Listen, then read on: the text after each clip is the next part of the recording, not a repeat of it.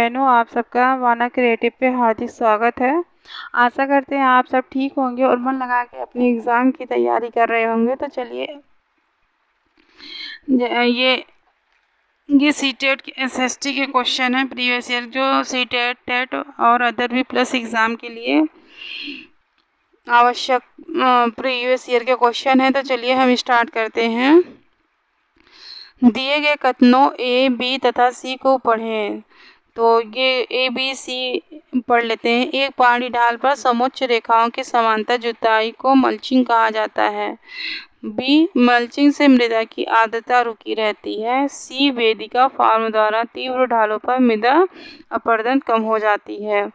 तो इसमें ऑप्शन हमारा होगा बी, सी सही है। बी और सी, मल्चिंग से मृदा की आर्द्रता रुकी रहती है, वेदिका फार्म द्वारा तीव्र ढालों पर मृदा अपरदन कम हो जाती है। तो चलते हैं इसकी व्याख्या की तरफ चलते हैं। प्रायः पौधों के बीच खुली भूमि जैव पदार्थ जैसे प्रवाल से ढक दी जाती है। इससे मृदा की आर्द्रता रुकी रहती है। इस प्रक्रिया को मल्चिंग कहा जाता है। मल्चिंग से मृदा की आर्द्रता रुकी रहती है। वेदिका फार्म चौड़े समतल अथवा तीव्र ढालों पर बनाए जाते हैं ताकि सपाट सतह फसल उगाने के लिए उपलब्ध हो जाए। इससे पृष्ठीय तनाव मृदा अपरदन कम होता है। इस प्रकार दिए गए कथनों में से विकल्प बी के अंतर्गत कथन बी और सी सही है। समोच्च रेखीय जुताई एक पहाड़ी ढाल पर समोच्च रेखाओं के समांतर जुताई ढाल से नीचे बहते जल के लिए एक प्राकृतिक अवरोध का निर्माण करती है। आशा करते हैं ये क्वेश्चन आपको समझ में आया होगा। तो चलते हैं नेक्स्ट क्वेश्चन पे। जवाहरलाल नेहरू ने निम्नलिखित शब्दों का प्रयोग भारत के किस पहलू का विवरण करने के लिए किया था? विश्वास और प्रथाओं को स्वीकार करने की भावना और विविधता की पहचान और प्रोत्साहन। तो ऑप्शन हमारा ए सही है, अनेकता में एकता। तो इसकी व्याख्या करते हैं। जवाहरलाल नेहरू ने अपने शब्दों का प्रयोग भारत में अनेकता में एकता जैसे पहलू का विवरण करने के लिए किया था, जिसमें विश्वास और प्रथाओं को स्वीकार करने की भावना और विविधता की पहचान और प्रोत्साहन शामिल है। अनेकता में एकता भारतीय समाज की महत्वपूर्ण विशेषता है। यह वाक्यांश इस बात का भी सूचक है कि भारत किस प्रकार से विविधतापूर्ण संस्कृति, सामाजिक और जातीय तत्वों को अपनाते हुए निरंतर आगे बढ़ रहा है। यहाँ अपनी पहचान को अक्षुण्ण रखकर विविधता को अंगीकार करने की आज़ादी है। नेक्स्ट क्वेश्चन है, दलित का शब्द अर्थ क्या है? तो होगा ऑप्शन बी, तोड़ा या दबाया हुआ। तो इसकी व्याख्या करते हैं।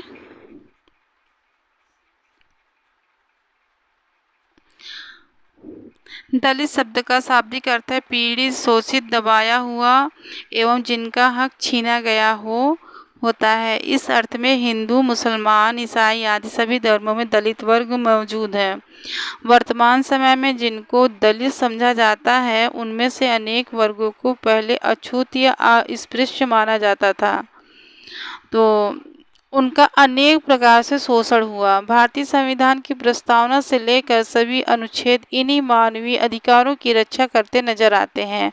भारत में दलितों की कानूनी लड़ाई लड़ने का जिम्मा डॉक्टर भीमराव अम्बेडकर ने उठाया।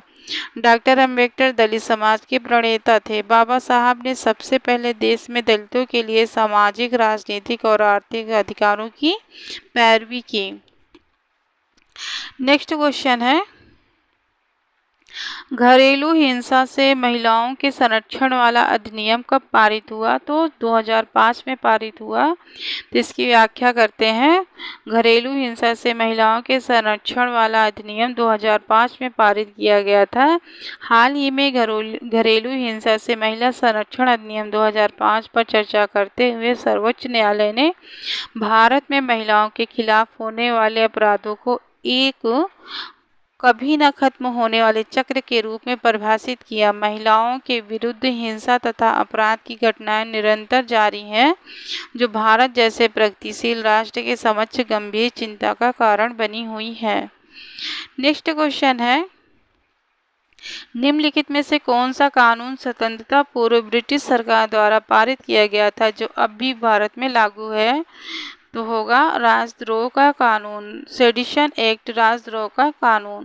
तो इसकी व्याख्या करते हैं। सेडिशन एक्ट राजद्रोह का कानून स्वतंत्रता पूर्व ब्रिटिश सरकार द्वारा पारित किया गया था जो अब भी भारत में लागू है। आईपीसी की धारा 124 में राजद्रोह को एक ऐसे अपराध के रूप में परिभाषित किया गया है जिसमें किसी व्यक्ति द्वारा भारत में कानूनी तौर पर स्थापित सरकार के प्रति मौखिक, लिखित शब्दों द्वारा, संकेतों या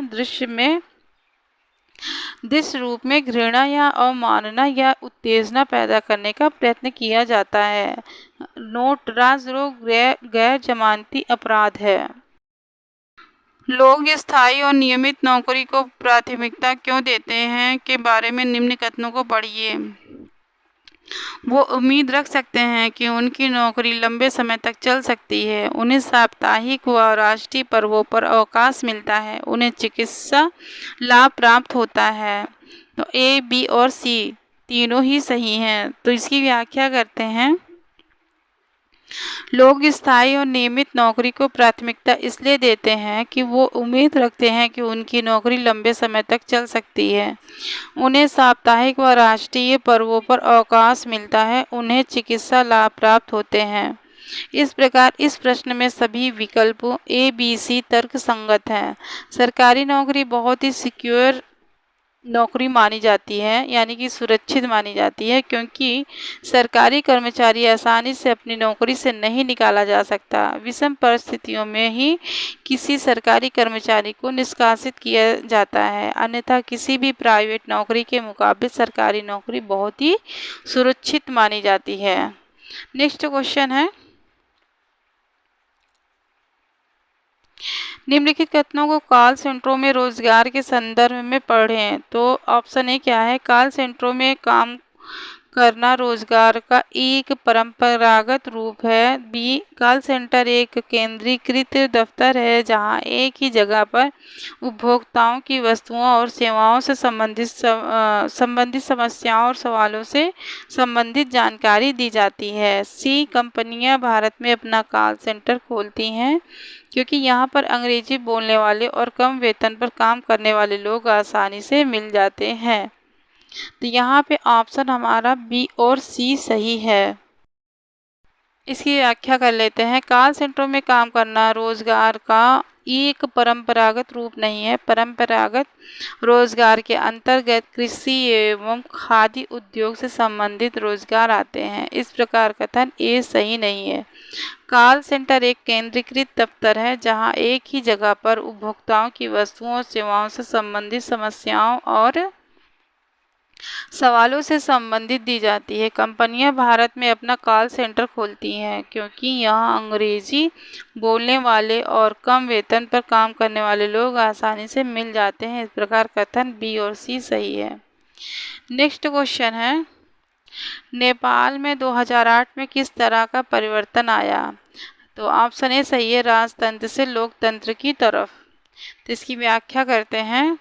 नेपाल में राजतंत्र से लोकतंत्र की तरफ परिवर्तन 2008 ईस्वी में हुआ। नेपाली लोकतंत्र आंदोलन 20वीं शताब्दी से 2008 तक राजनीतिक पहलों और आंदोलनों की एक श्रृंखला का संयोजन था जिसने प्रतिनिधि लोकतंत्र की स्थापना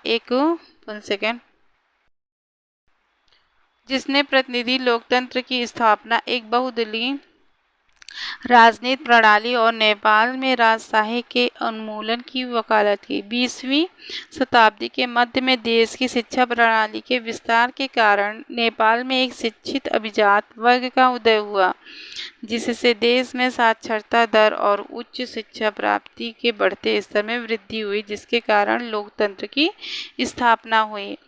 संविधान के किस भाग को भारतीय संविधान की अंतरात्मा माना जाता है? मौलिक अधिकार।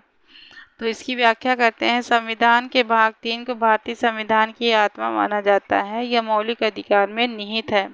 संवैधानिक उपचारों के अधिकार स्वयं में कोई अधिकार न होकर अन्य मौलिक अधिकारों का रक्षोपाय है। इसके अंतर्गत व्यक्ति मौलिक अधिकारों के हनन की अवस्था में न्यायालय की शरण ले सकता है। इसलिए डॉक्टर अम्बेडकर ने अनुच्छेद 32 को संविधान का सबसे महत्वपूर्ण अनुच्छेद बताया है। एक अनुच्छेद जिसके बिना संविधान अर्थहीन है। यह संविधान की आत्मा और हृदय है। अनुच्छेद 32 का उद्देश्य मूल अधिकारों के संरक्षण हेतु गारंटी, प्रभावी, सुलभ और संक्षिप्त उपचारों की व्यवस्था है। सर्वोच्च न्यायालय अनुच्छेद 32 के तहत एवं उच्च न्यायालय अनुच्छेद 226 के तहत रिट जारी कर सकते हैं। तो आज का वीडियो हम यहीं पे समाप्त करते हैं। अगर ये वीडियो हमारा अच्छा लगे तो प्लीज़ इसे पूरा देखिएगा और मिलते हैं आपसे नेक्स्ट वीडियो में। तब तक के लिए धन्यवाद।